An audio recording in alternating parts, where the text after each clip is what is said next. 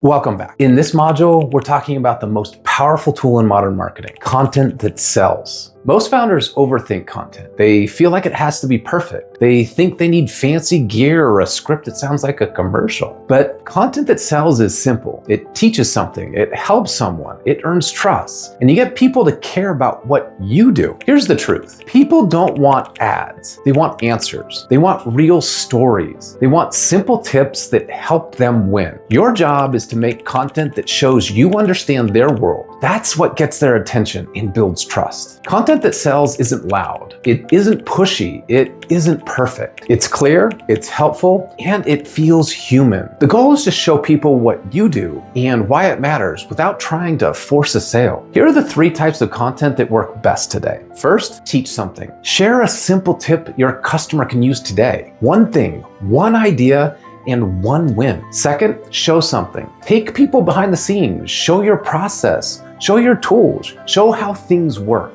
And third, tell something. Share a story. It can be about a customer win, a mistake you made, or a moment that taught you something. When you mix these 3 types, people start to trust you before they ever even buy from you. There are 3 stages of a funnel, and you can make content for each one. The top of funnel gets attention, middle of funnel builds trust, and bottom of funnel gets people ready to buy. Here's a simple content split you can follow. 50% goes to the top. This is your biggest bucket. Quick tips, short facts, behind the scenes, anything that makes people stop scrolling. 40% goes to the middle. This is where you build trust, tell stories, show your process, and talk about real problems and real wins. And 10% goes to the bottom. This is where you answer questions, show proof, and talk about your offer in a clear way. When you follow this split, your content pulls people in, warms them up, and helps them feel ready to work with you. There's also a simple way to find what type of content works for you. This is called the 5-6-30. Pick 5 types of content you want to try. Make 6 videos for each one and post them over 30 days. When the month is done, look at what hit. Look at what people watched and look at what felt easy for you to make. That's your repeatable system. That's how you build a content engine you can stick with.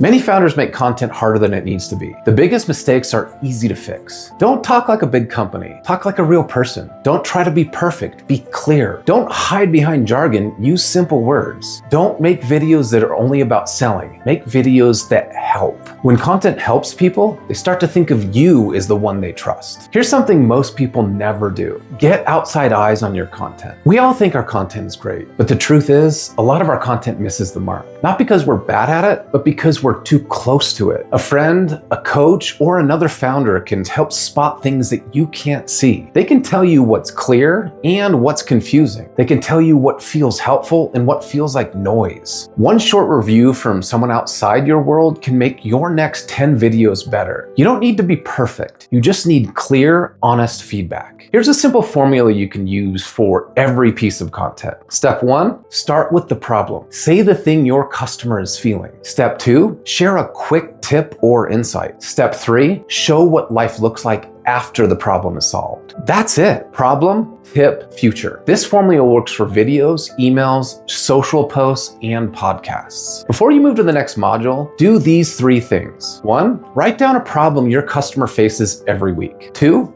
record a short video on your phone where you teach a simple tip that helps fix that problem. And 3, write a short story that shows a customer win or a moment that taught you something. These 3 pieces are your starter toolkit. You'll use them again and again. In the next module, we'll talk about partnerships, how to borrow trust from creators and brands your customers already follow, and how that can speed up your growth. Thanks for watching, and we'll see you in the next one.